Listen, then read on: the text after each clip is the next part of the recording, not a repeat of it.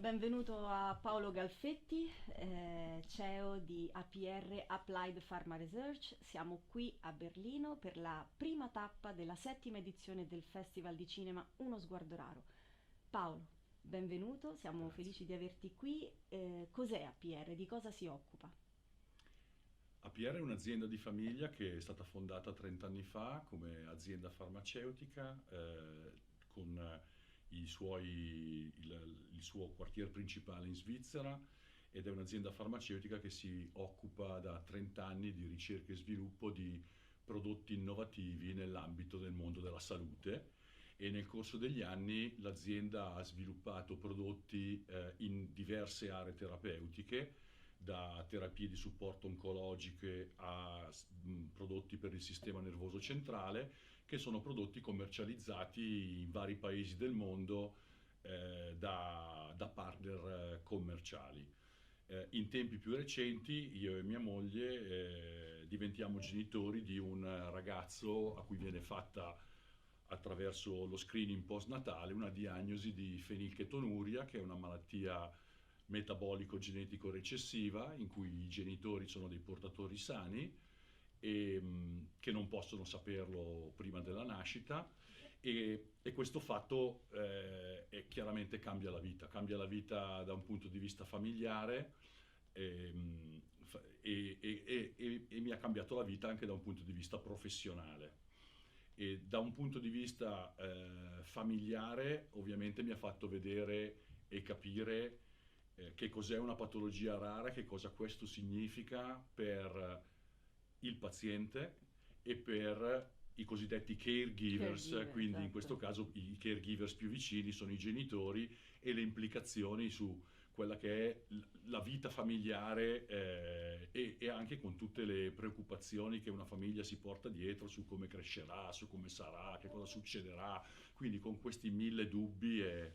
Da un punto di vista professionale, passato il momento della tragedia, mi sono sentito un privilegiato perché sono una delle poche persone che, oltre a essere padre di un ragazzo raro, ehm, è anche un professionista nel settore, quindi ho avuto il privilegio di potermi chiedere che cosa potevo fare.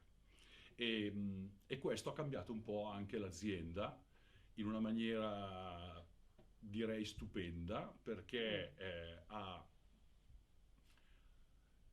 abbiamo concentrato tutti gli sforzi in malattie rare, quindi abbiamo riorientato tutte le attività di ricerca e sviluppo nelle malattie rare e ha cambiato completamente l'approccio allo sviluppo, perché in passato, come molte aziende, eh, il paziente non lo vedevamo neanche. Mhm.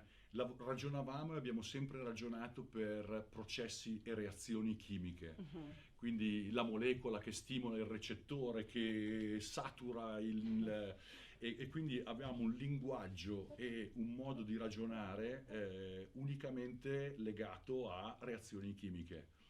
E questa è stata la prima volta in cui invece veramente abbiamo messo il paziente al centro. E mettere il paziente al centro significa che per poter anche solo pensare di sviluppare un qualche cosa che abbia un vero significato per il paziente, prima va capito il paziente. Mm. E va veramente capito il paziente in tutte le sue sfumature, che non è solo un gruppo di reazioni chimiche, ma è quello che una determinata malattia ti comporta, quindi in termini sociali, di crescita, A di 360 a gradi. 360 Sì, gradi. sì. E ha cambiato così tanto lo sviluppo e l'approccio allo sviluppo dell'azienda che molti dei miei collaboratori, quando eravamo in fase di sviluppo di questo prodotto, hanno voluto immedesimarsi nella patologia del paziente, mimando per più di 15 giorni il sistema di vita alimentare che un paziente con questa patologia aveva.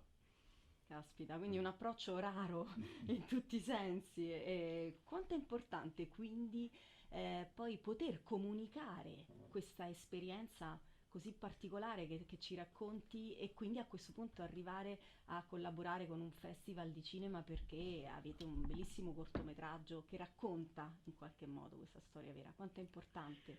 Ma se il paziente è veramente al centro delle tue attenzioni, Mhm, non puoi limitarti a offrire trattamenti. mhm, E devi assumerti una responsabilità sociale.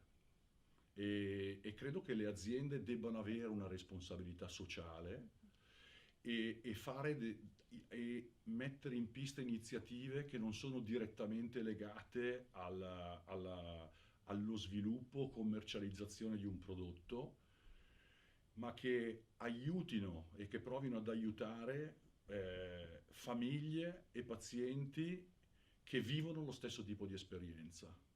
E, e questa è un'opportunità unica, perché con il cinema è un'opportunità unica, e riuscire a tradurre in un cortometraggio quelle che sono le vere emozioni, i veri dubbi, mm, la vera tragedia che una famiglia si sente, il vero peso che una famiglia si sente addosso, anche toccando semplicissimi problemi quotidiani che sembrano cosa devo fare da mangiare oggi, aiutano ad avvicinare, e quindi da un lato avvicinano persone che vivono più o meno la stessa mhm. esperienza, e dall'altro si voleva dare un messaggio di speranza. Eh sì, e questo è arrivato tutto. Si voleva dare un messaggio di speranza. È vero che vi sono malattie rare che sono molto più debilitanti della Mm, PKU, e che la PKU è, è ancora una delle malattie rare che sicuramente pone un grosso peso